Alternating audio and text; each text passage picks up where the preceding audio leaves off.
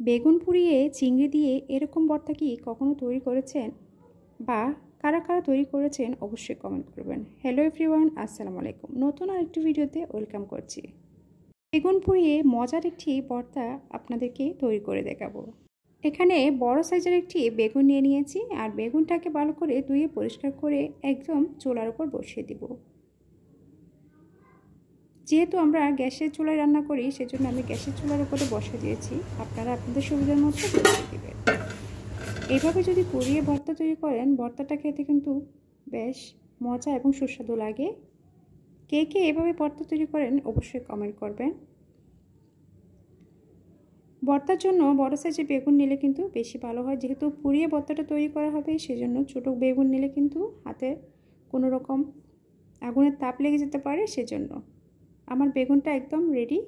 এখন চুলায় একটি ফ্রাই প্যান দিয়ে আমি এখানে অল্প পরিমাণে তেল দিয়ে দিয়েছি আর বেগুনটাকে একদম পরিষ্কার করে নিয়েছি উপরের খোসাগুলো ফেলে। এবার রসুন আর পেঁয়াজ দিয়ে একটু ভেজে নিব। আমি কিন্তু নর্মালি ডিম দিয়ে তৈরি করি, কিন্তু আজকে আমি চিংড়ি মাছ দিয়ে এই ভর্তাটা তৈরি করে আপনাদেরকে দেখাবো। খেতে কিন্তু অনেক সুস্বাদু হয়েছে, অনেক টেস্ট হয়েছে।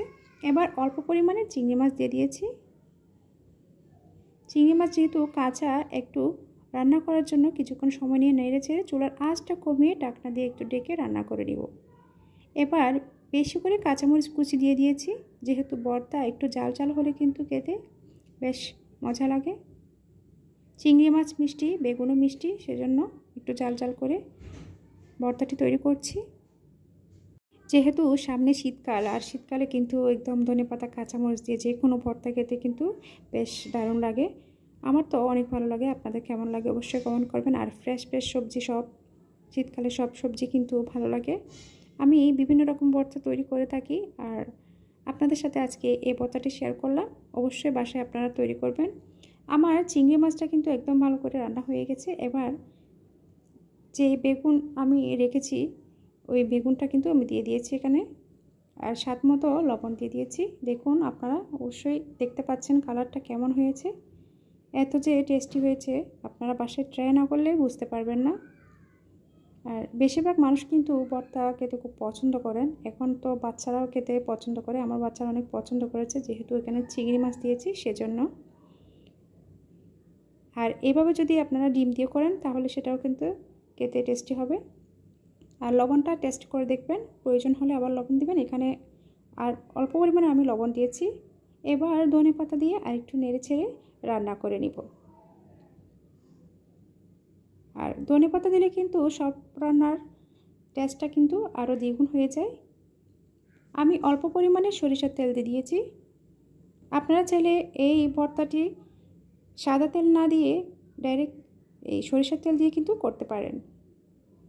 আমি নামানোর আগে সরিষার তেল দিয়েছি যাতে স্মেলটা থাকে। আমার ভর্তা কিন্তু একদম রেডি। গরম গরম ভাতের সাথে খেতে কিন্তু খুব মজা লাগে। আমার এই ভর্তা রেসিপিটি কেমন লেগেছে অবশ্যই কমেন্ট করবেন। আরও নতুন নতুন ভিডিও পেতে পেজটাকে ফলো দিয়ে পাশে থাকবেন। আমি সব সময় চেষ্টা করি সাধারণ খাবারকে অসাধারণ করে আপনাদের সামনে তুলে ধরতে। আজকের মতো এখানেই বিদায় নিচ্ছি। সৃষ্টিকর্তা সবাইকে ভালো রাখুক, সুস্থ রাখুক এই কামনাই করি। সবাই ভালো থাকবেন। আল্লাহ হাফেজ। ধন্যবাদ সবাইকে। আসসালামু আলাইকুম।